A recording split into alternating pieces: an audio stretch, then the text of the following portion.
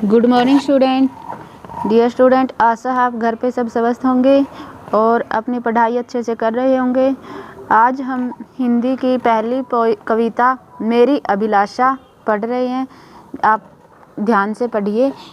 मेरी अभिलाषा कविता के कवि है द्वारिका प्रसाद माहेश्वरी और इस कविता में कवि ने एक बच्चे के मन की अभिलाषा को व्यक्त किया है।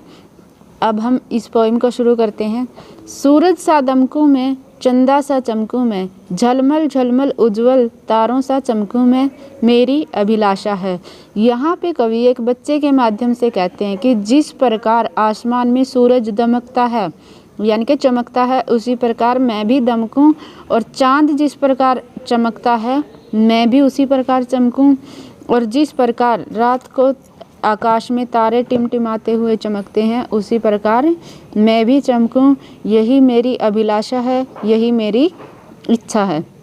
फूलों सा महकूं मैं, विहगों सा चहकूं मैं, गुंजित सा चहकूं मैं, कोयल सा कुहकूं मैं, यही मेरी अभिलाषा है।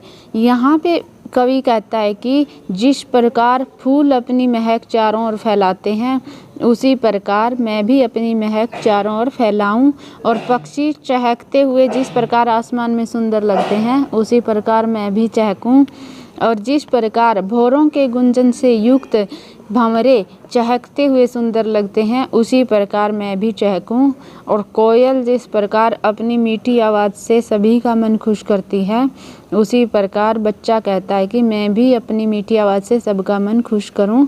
यही मेरी अभिलाषा है, यही मेरी इच्छा है।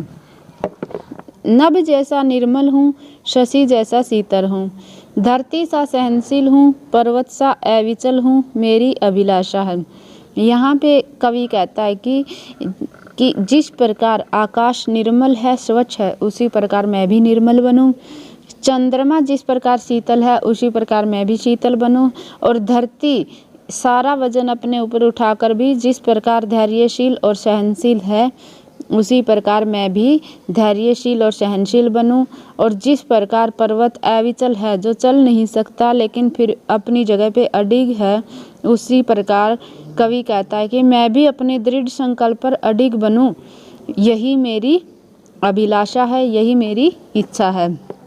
मेघों सा मिट जाऊं, सागर सा लहराऊं, सेवा के पथ पर मैं सुमनों सा बिछ जाऊं, मेरी अभिलाषा है।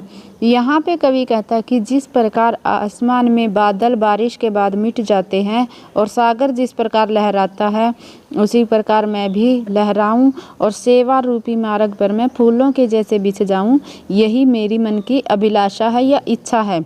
तो प्यारे बच्चों, इस कविता को आप पढ़ें और इसके शब्दार्थ और प्रश्न उत्तर अपनी नोटबुक में राइट करें। Thank you and have a good day.